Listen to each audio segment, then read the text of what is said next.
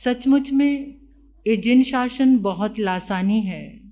जो सारी लेशा को बदलने की अगर क्षमता है तो भगवान महावीर की साधना में है।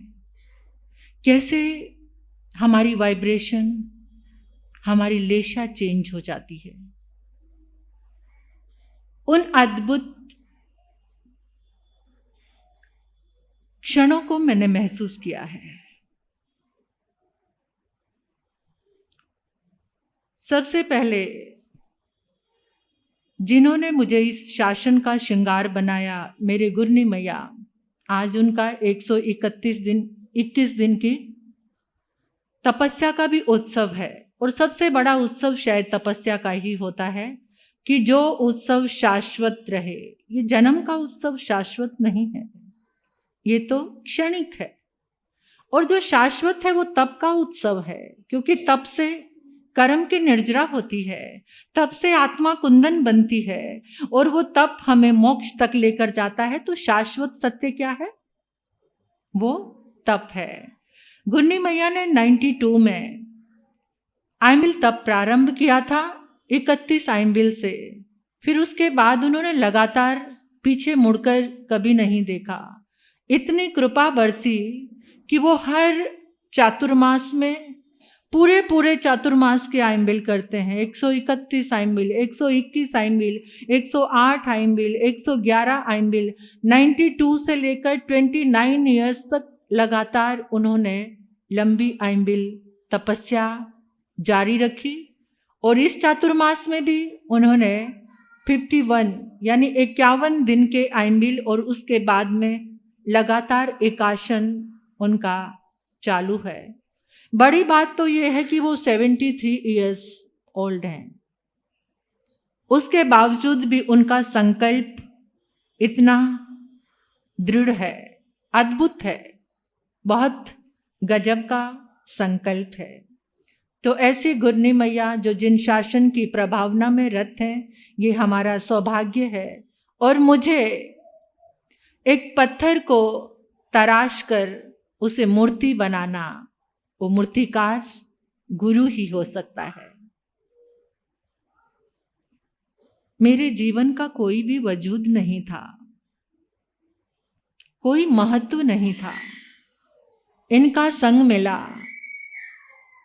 मतलब ऐसा था मेरा जीवन, जब मैं आई तो मैं वैराग्य अवस्था में जब आई, साध्वी बनने, छोटी ही थी मैं। 8th क्लास को मैंने पास किया था, 9th क्लास में थी। तो मेरी एज कितनी होगी आप खुद ही सोच सकते हो। तो 8-10 महीने में तो मैंने दीक्षा भी ले ली थी। तो एक बच्ची को इन्होंने दिखाया कि इसके 4 दिन के उपवास हैं, यानी 4 दिन से इसने केवल पानी पिया है। तो मैंने कहा कि ऐसा तप मुझे मत कराना, मैं मर जाऊंगी। अगर कोई 4 दिन तक भूखा रह सकता है बिना अन्न के, तो मुझे लगता था, मैंने कहा मेरी मृत्यु हो जाएगी, मुझे ना कराना। लेकिन संग और गुरु का आशीर्वाद कैसा होता है। मैंने 21 उपवास किए, मांस खमन किया। बहुत छोटी एज में, 18 साल की, तो मैंने मांस खमन कर लिया था। मेरी दीक्षा को 2-3 साल हुए थे तो मैंने 21 उपवास किए।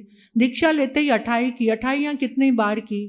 लगातार 2 साल तक मैंने लगातार एकाशने किए। मतलब गुरु का सानिध्य, ये कह रही हूं कि मैं ऊर्जा और लेशा कैसे बदल जाती है कि गुरु के संग में आके उनका सानिध्य मिला, उनका तप का वरदहस्त मुझे प्राप्त हुआ। तो मेरे जीवन में भी तप का प्रकाश हुआ। बहुत नहीं, थोड़ा सा। बहुत लंबी लंबी तपस्याएं सब करते हैं, लेकिन मैंने 16 साल तक तो एकाशन के एकांतर भी मुझसे संभव हो पाए, विहारों में भी कैसे भी। तो ये गुरु का ही प्रभाव है। ऐसे गुरनी मैया आपको मिले हैं, आपको ये चातुर्मास मिला, लेकिन उसमें हम कितना सीख पाए, कितने कद्र कर पाए हैं। दुनिया के सैर सपाटे आपको इतना लुभाते हैं, आप कोई भी प्रोग्राम कैंसिल नहीं कर पाते हो और जाते हो। अब मैं क्या कहूँ, आप खुद ही बहुत ज़्यादा समझदार हो। इस डिजिटल युग में जीने वाले आप लोग हैं, आपको ज़्यादा समझाने की ज़रूरत नहीं, क्योंकि बुद्धि संपदा सबके पास बहुत है, लेकिन दिल की संपदा से सब बहुत गरीब हो चुके हैं। बुद्धि की संपदा बहुत बढ़ गई है, लेकिन दिल की जो इमोशंस हैं उससे लोग बहुत गरीब हैं आज। बस यही देखने को मिल रहा है। तो दूसरा जन्मदिन, मेरा भी जन्मदिन है आज। मैंने जन्मदिन के विषय में पहले ही आपको बताया है कि इस माध्यम से आप यहाँ पर बैठे हैं, इतना ही सुकून है कि आज जन्मदिन है। आप संसार के कार्य छोड़कर यहाँ पर इस आराधना में, इस ऊर्जामयी आंगन में बैठे हैं, बस यही जन्मदिन की सार्थकता है। साध्वी विपुल जी महाराज का भी इन्होंने बहुत कुछ बताया, मतलब जो बताया इन्होंने साधना के विषय में। बाकी मेरे में कितनी खूबी है मैं नहीं जानती, वो शायद इतनी नहीं होगी जितना उन्होंने बोल दिया है वैसा, लेकिन उनका अनुभव है। तो साध्वी विपुल जी एक दृढ़ संकल्पी साध्वी हैं। ये जिस कार्य को लेती हैं उसको कभी अधूरा नहीं छोड़ती, साधना को लेकर, तपस्या को लेकर। और जो भी मैं इसको साधना बताती हूँ उसमें पूरी पारंगता हासिल करते हैं, पारंगत हो जाती हैं, कभी भी नहीं छोड़ती हैं। और समय समय पर उसके अनुभव भी इनके जीवन में घटित हुए हैं। तो ऐसी चरित्र के लिए निष्ठावान, शासन के लिए समर्पित ये साध्वी, और इसका भी तप के साथ इतना लगाव है कि अभी 1-2 साल से कुछ थोड़ा सा कुछ अंतराय आया है, नहीं तो जब से इसने दीक्षा ली पर्युषण पर्व कभी भी खाली जाने नहीं दिए। करीब 18, 19, 20 साल तक इसने लगातार 20 साल तक हर पर्युषण पर्व में 11 उपवास, 15 उपवास, 17 उपवास, 9 उपवास, 28, मतलब इतना संकल्प कि मुझे तप करना ही करना है। बहुत लंबे विहारों में वर्षी तप भी संपन्न किया। तो ये बहुत समर्पित है, जिन शासन से बहुत प्रेम है। तुम्हारे जन्मदिन के उपलक्ष्य में मैं यही कहूँगी, ये मंगल कामना करती हूँ कि तुम्हारी ये साधना, अध्यात्म का मार्ग निरंतर आगे बढ़ता रहे। तुम हमेशा स्वस्थ रहकर जिन शासन की आराधना करते रहो। और साध्वी गौतमी जी,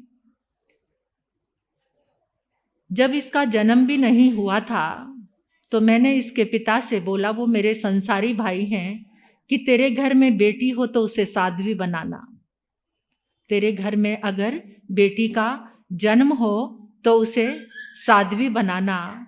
तो उसने भी मेरी बात का मान रखा और इस बच्ची के अंदर ऐसे संस्कार आए।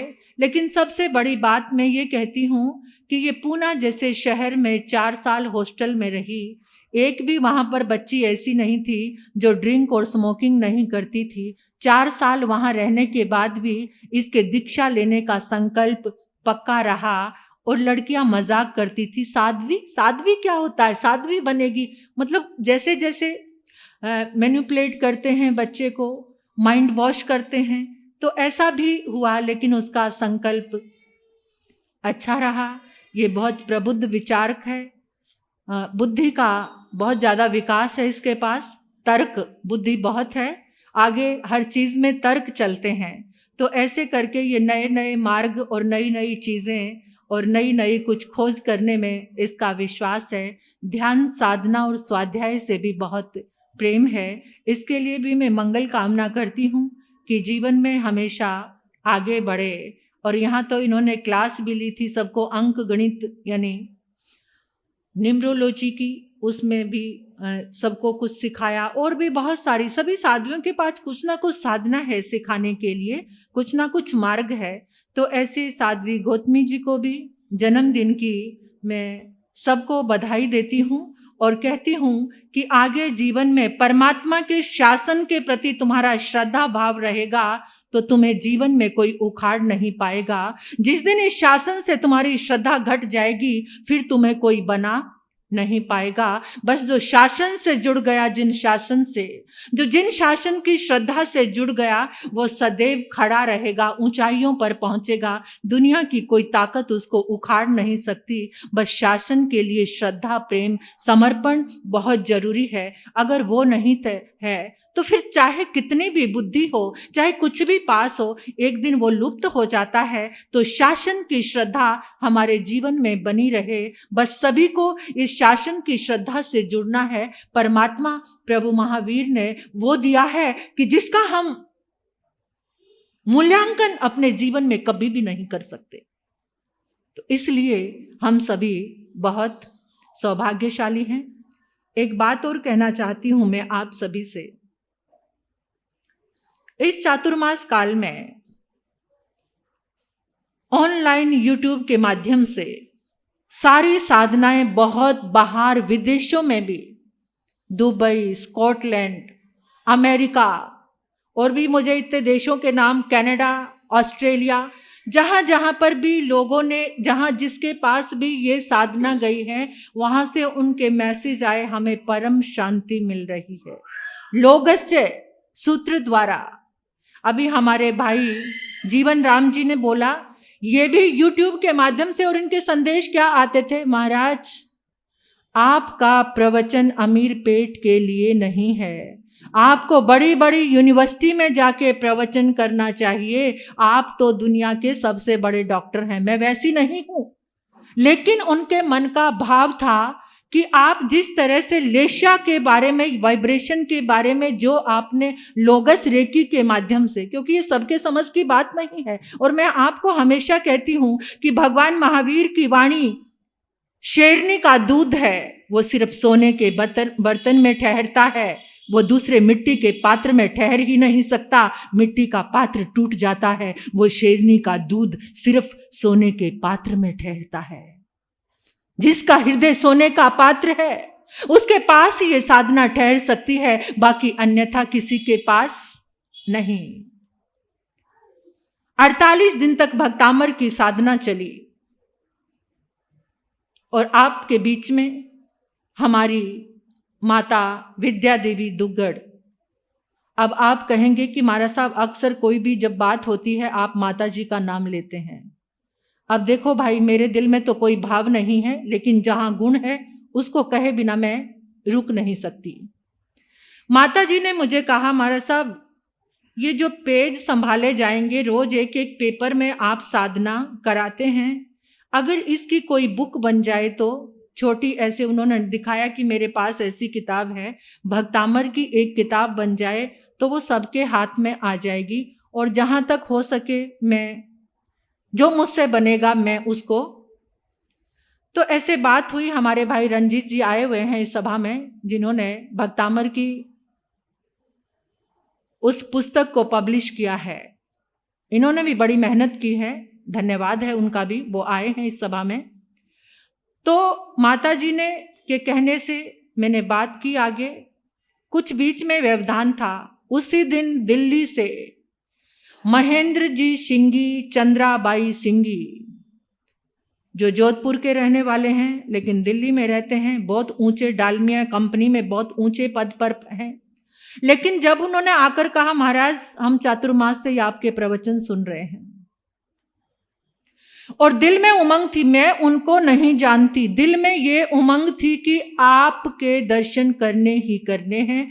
कहां कहां से पूछकर वो यहां दर्शन करने के लिए आए। तो उन्होंने कहा, महाराज जो आप भक्तामर की साधना करा रहे हैं, क्या उसकी कोई कॉपी आपके पास है, वो मिल जाए हमें। तो मैंने कहा कि भक्तामर की जो बुक है वो पब्लिश होने के लिए कुछ कार्य पर गई है, अभी आज की ही बात है। उन्होंने कहा उसके लाभार्थी हम होना चाहते हैं। देखो, शासन अपने आप जिस जीव को चुनता है उसके कदम चलकर वहां पहुंचते हैं, ये कितना अद्भुत है। उन्होंने आकर कहा कि उस बुक का पूरा, यानी भक्तामर के लाभार्थी हम बनना चाहते हैं, और उन्होंने कहा कि 500 किताबें पब्लिश कराओ। और आज उन्होंने अपनी सुपुत्री दिव्या जी वैष्णवी, उनको इस धर्म सभा में भेजा है। तो मैं आपको ये कहती हूँ, कुछ लोग आकर कहते हैं, क्या महाराज यूट्यूब पे प्रवचन आते हैं, ये साधु जीवन है, ये क्या है। अरे यूट्यूब पे तुम्हारे बच्चे कितनी गलत चीजें देखते हैं।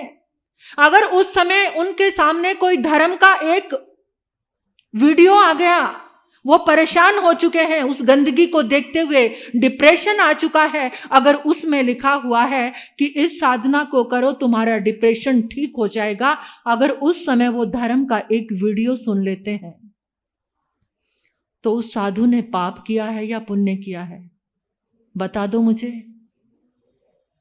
आप YouTube के प्रोसेस को रोक नहीं सकते, पर साधुओं पर बड़ी रोक लगाते हैं कि इनके ये वीडियो YouTube पर क्यों है, ये साधु जीवन है। उस साधु जीवन की ऊर्जा अगर YouTube में पहुंच गई है, वहां से वो बच्चे देखकर, अगर सुनकर, अगर वहां कोई धर्म से जुड़ता है, तो ये कितनी अद्भुत बात है, ये कितनी अच्छी बात है। तो ऐसा है ये जिन शासन, और ऐसे इस प्रचार प्रसार हुआ। बाहर 1-1 लाख लोगों ने लोगस्य की साधना को सुना है, 1-1 लाख लोगों ने। तो और भक्तामर की इतनी साधना को किया है लोगों ने। आप उतने इस परिसर में बैठकर नहीं सुन पाए जितना बाहर ऑनलाइन लोगों ने उसको सुना है। क्योंकि घर में जो चीज होती है उसकी कीमत, और जब वो चीज मुश्किल से मिलती है ना बाहर, तो उसकी कीमत बहुत ज्यादा, उसको लोग आंकते हैं। जब महावीर इस दुनिया में थे तो लोग उसको नंगा फकीर कह के पत्थर मारते थे, और जब महावीर दुनिया से गए, आज लोग बेताब हैं परेशानियों में उस साधना को करने के लिए। कितने विदेशी, अमेरिकन, हर जगह से, इंग्लैंड से, वहां के स्टूडेंट आज जैनिज्म पे पीएचडी कर रहे हैं। जो तुम्हें इजीली मिल गया, तुम्हें उसकी कीमत नहीं है। उसकी कीमत को आंकने वाला कौन है?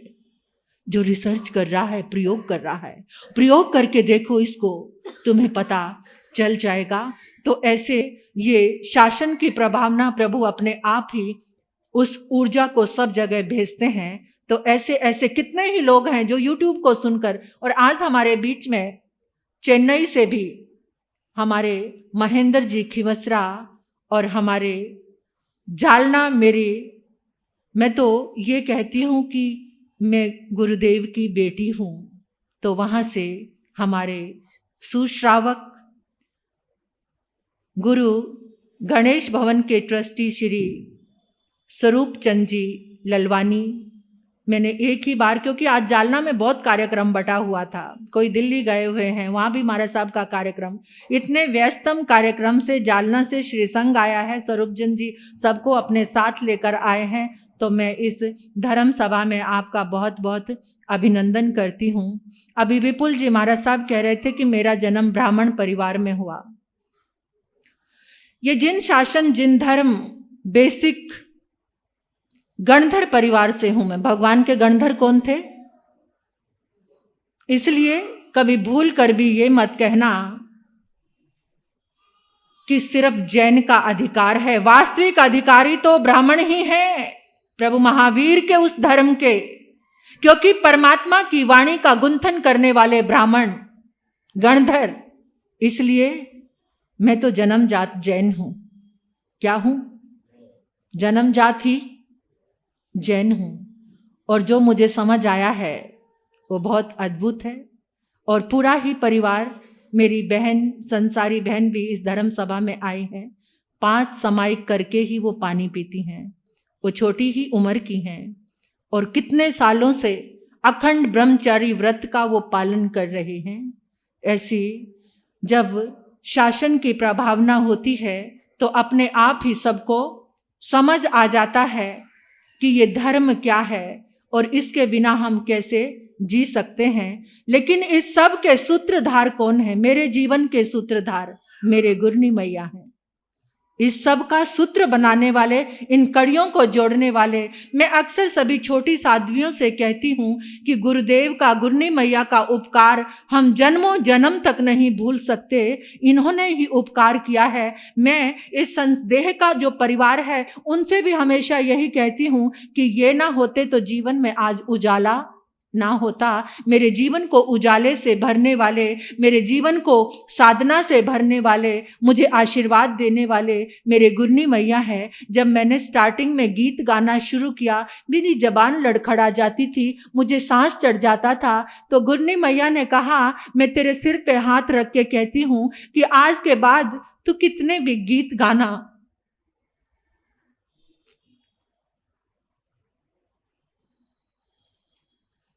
तो कितने भी भजन गाना, कभी तुझे सांस नहीं चढ़ेगा और तेरी जबान लड़खड़ाएगी नहीं। ऐसे मैं छोटी थी, मेरी 1 साल की ही दीक्षा थी, तब गुरनी मैया ने मुझे ये आशीर्वाद दिया इनके अनंत उपकार हैं। आज मैं इकट्ठे 10-12 गीत भी गाऊं तो मुझे सांस नहीं चढ़ता, मेरी जबान लड़खड़ाती नहीं है। और मुझे ये जो अक्षर आपके सामने बोल रही हूं, जो आपको बहुत अच्छे लगते हैं, ये अक्षर मेरे नहीं हैं।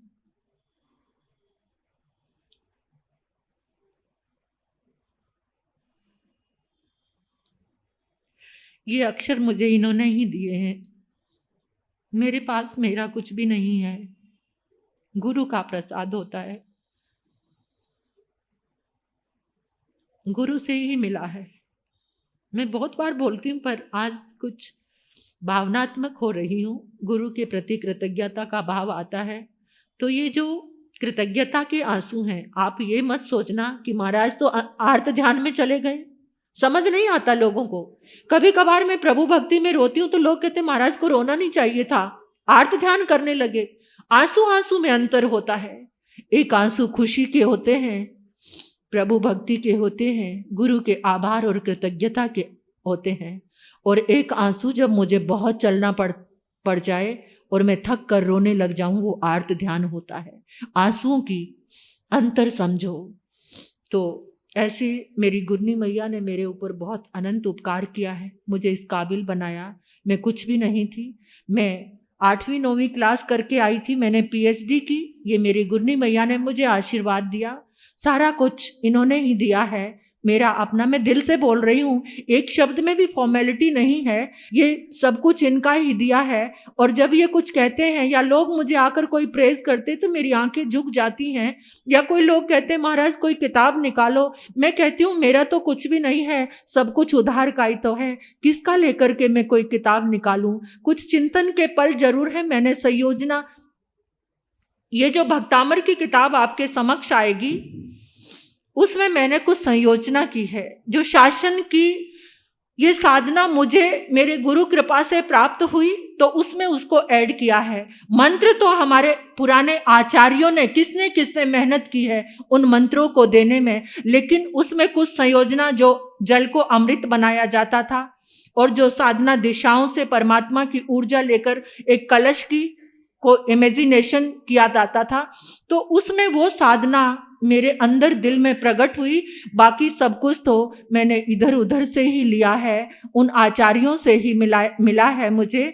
तो मैं सिर्फ, और ये श्री संघ अमीरपेट ने भी बहुत प्रेम दिया है, क्योंकि 3 साल बाद चतुर्मास हुआ है। अभी लोगों को आलस इतना गहरा छा गया कि उनको घर से बाहर निकालना बहुत ही मुश्किल था और मुश्किल रहा भी होगा। लेकिन फिर भी जिन लोगों ने बहुत अच्छे से अपनाया है इस साधना को, मैं चाहती हूँ करते रहना, उसको छोड़ना मत। आपके आगे से आगे आपको सारा मार्ग मिलेगा। अभी विपुल जी ने बताया था उनके गले में तकलीफ हो गई थी, लोगस की साधना से वो बिल्कुल ठीक हो गई, कोई बिना दवा के। मेरे गले में गांठ हो गई थी, यहीं पर इसी चतुर्मास में गांठ थी। सुबह सोकर उठी तो मैंने लोगस की साधना का प्रयोग किया अपने गले पर, 5वीं गाथा का, 5वें तीर्थंकर भगवान का, 12वें तीर्थंकर भगवान और 19वें तीर्थंकर भगवान, उसका मैंने प्रयोग किया। अब वो गांठ कहाँ चली गई, मैंने एक भी दवा गोली उसकी नहीं ली। मैं इस साधना को इसलिए बता रही हूँ, वैसे बताने वाली चीजें ये नहीं है कि आपका विश्वास शासन से जुड़े, आपका विश्वास इस धर्म साधना से जुड़े। तो आपके इतना ही कहना चाहती हूँ कि जीवन में आपको जो भी कुछ मिले संसार का, अगर एक बार उसे अवॉइड करना पड़े तो कर देना, लेकिन आप साधना, संत समागम जरूर करना। संत समागम करोगे, आपकी बॉडी के वाइट सेल 1500 आपके प्लस हो जाएंगे जब भी संत समागम में आओगे। तो जब रोज रोज 1500 वाइट सेल प्लस होते रहे तो आपकी बॉडी में वाइट सेल कितने बढ़ जाएंगे? साइंटिस्टों की रिसर्च है, मेरी नहीं है। इसलिए आपको कहना चाहती हूँ कि जब भी संतों का समागम हो तो आप जरूर जरूर आएं। और मैं सब छोटी साध्वियों के लिए जिनका जन्मदिन है 2 लाइनें गाऊंगी, बस 2 लाइन गाकर फिर मैं भेज रही हूँ माइक को हमारे मंत्री जी के पास, क्योंकि अभी थोड़ा सा मुबारक मुबारक मुबारक मुबारक मुबारक हो तुमको ये खुशियाँ बहारे। आया है शुभ दिन जीवन में तुम्हारे, मुबारक मुबारक। सभी मिलके बोलो, मुबारक मुबारक मुबारक मुबारक मुबारक मुबारक मुबारक हो तुमको ये खुशियाँ बहारे। आया है शुभ दिन जीवन में तुम्हारे, आया है शुभ दिन जीवन में तुम्हारे। ये शुभ दिन जो तुमने शासन की शरण मिली, ये शुभ दिन आया। एक बात और कहना चाहती हूँ, इसी धर्म सभा में हमारी एक बहन और बैठी है, सुशीला जी वडेर मुथा। ये भी YouTube के प्रवचन सुनकर आए और इन्होंने कहा फर्स्ट टाइम अमीरपेट में आए और उस दिन से लेकर आज का दिन, और इतनी सेवा भावना से जुड़े हैं, गुप्त रूप में, ऐसे रूप में, साक्षी रूप में इन्होंने बहुत सेवा की है। यहाँ संघ की भी सेवा की है, हमारी भी सेवा की है। तो आपका भी मैं इस धर्म सभा में सुशीला जी बहुत बहुत अभिनंदन करती हूँ और बहुत बहुत साधुवाद देती हूँ आपको कि आप इस तरह से, क्योंकि हैदराबाद में बहुत सारे ऐसे लोग हैं जिन्होंने हमें बहुत प्रेम दिया है, जिन्होंने हमें बहुत वात्सल्य भाव दिया है। हमारे केवल कृष्ण जी, वो भी जो यहाँ तो अभी आज नहीं आए हैं, उनका पूरा परिवार भी हमारे साथ जुड़ा है। बेटी की तरह हमें प्रेम करते हैं, हमारा ध्यान रखते हैं। और श्री संघ अमीरपेट तो है ही हमारे अम्मा पियणों। तो ये संघ का भी मैं बहुत बहुत सभी का बहुत अभिनंदन करती हूँ, बहुत बहुत सभी को साधुवाद देती हूँ। हाँ, हमारे, क्योंकि विदाई के पल तो अभी 15 को आप मनाएंगे। हाँ, बड़े महाराज जी कह रहे हैं अभी कुछ छोड़ दो, थोड़ा विदाई पे कुछ कहने के लिए। तो कोई बात नहीं, विदाई के पल आएंगे जो सभी को हम धन्यवाद करेंगे। इसलिए मैं अपने इस वक्तव्य को यहीं विराम देती हूँ। ओम शांति।